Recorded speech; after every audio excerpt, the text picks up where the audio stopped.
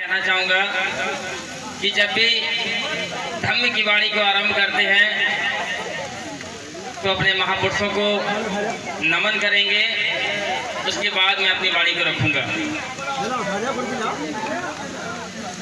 एक जोरदार जयकारा हो जाए। तथागत बुद्ध की करुणा हो, तथागत बुद्ध की करुणा हो, करुणा हो, करुणा हो। बाबा साहब अमर रहे, अमर रहे। बाबा साहब अमर रहे, अमर रहे। सर्वप्रथम करुणा के सागर तथागत गौतम बुद्ध जी के चरणों में कोटि कोटि नमन करते हुए ज्ञान के प्रतीक विश्व रत्न बोधिसत्व बाबा साहब डॉक्टर भीमराव अम्बेडकर जी के चरणों में कोटि कोटि नमन करते हुए बहुजन समाज में जन्मे समस्त बहुजन महापुरुषों को, बहुजन चिंतकों को, बहुजन विचारकों को कोटि कोटि नमन करते हुए मैं भीम पुत्र विजय कुमार आजाद अपनी वाणी को आरंभ करता हूं। आज के इस पावन अवसर पर मैं धन्यवाद देना चाहूंगा गिनौली गांव के सभी ग्रामवासियों को,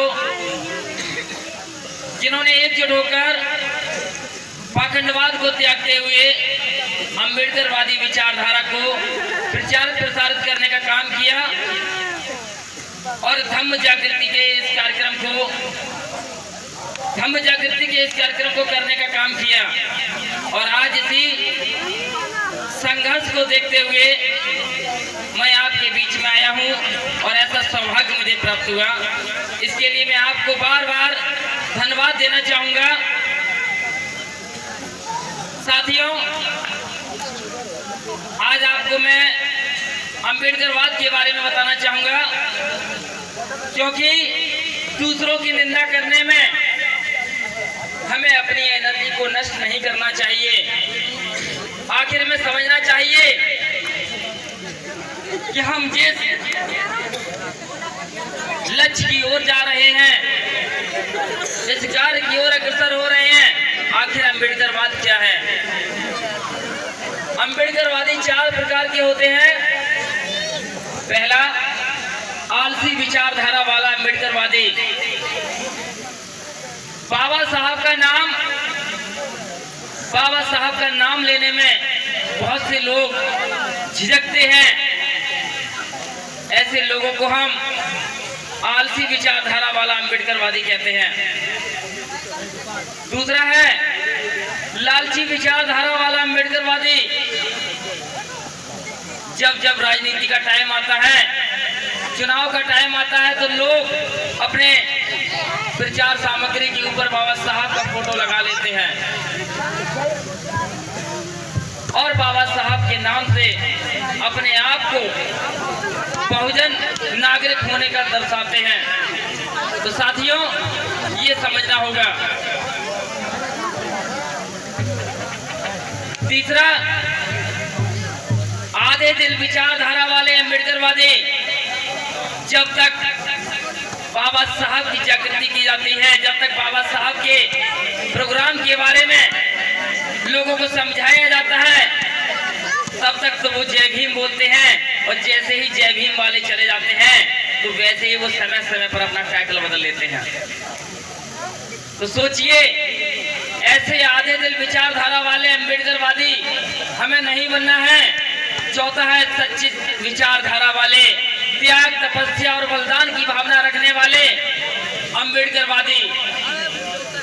और आज ऐसे अम्बेडकरवादी देखने को हमें इस गांव में मिले हैं। इस गांव में मुझे सच्चे अम्बेडकरवादी देखने को मिले हैं। इसके लिए मैं पुनः धन्यवाद देना चाहूंगा। और साथियों, मैं कम शब्दों में अपनी बात को रखना चाहूंगा और समझने का काम करें। आज मैं कम शब्दों में अपनी बात को रखना चाहूंगा, उन शब्दों को समझने का काम करें कि आखिर समाज में सामाजिक संगठन की आवश्यकता क्यों है। माताएं और बहनें जरा ध्यान से सुने। आखिर समाज में सामाजिक संगठन की आवश्यकता क्यों है? क्योंकि जैसे जैसे समाज में अंधविश्वास पाखंडवाद चरम सीमा पर बढ़ रहा है, तो इस अंधविश्वास पाखंडवाद को कोई खत्म कर सकता है तो केवल और केवल सामाजिक संगठन। इसलिए हमें सामाजिक संगठन की आवश्यकता है। सामाजिक संगठन एक दबाव समूह होता है, जहां सभी सरकारें काम करना बंद कर देती हैं, वहां सामाजिक संगठन काम करता है। और आज एक पावन घटना आपको बताने जा रहा हूं। आज से 3 साल पहले हमारे भाइयों के ऊपर सबीरपुर गांव में जो हत्याकांड हुआ था, आज उसी हत्याकांड की सुनवाई हुई, जहां पर हमारे अधिवक्ताओं ने भारतीय संविधान के आधार पर लगातार संघर्ष किया और उस पर जीत हासिल की। तो साथियों, संविधान की जीत हुई और आज हम कहना चाहेंगे कि आपको यदि मजबूत होना है तो आपको संविधान को पढ़ना होगा, संविधान को समझना होगा और संविधान की नीतियों को समझना होगा। हमें किसी व्यक्ति के लिए नहीं, विचारधारा के लिए काम करना है, क्योंकि व्यक्ति विशेष के लिए काम करने वाला व्यक्ति गुलाम होता है और विचारधारा पर काम करने वाला व्यक्ति महान होता है। तो साथियों, विचारधारा कैसी होनी चाहिए ये समझना होगा और विचारधारा को सटीक तरीके से कैसे जीवन में लाया जाए ये समझना होगा।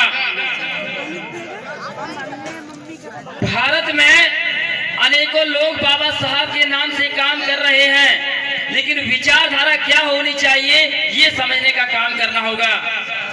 हमें हमेशा से 3 के आंकड़े को बताया गया, दर्शाया गया।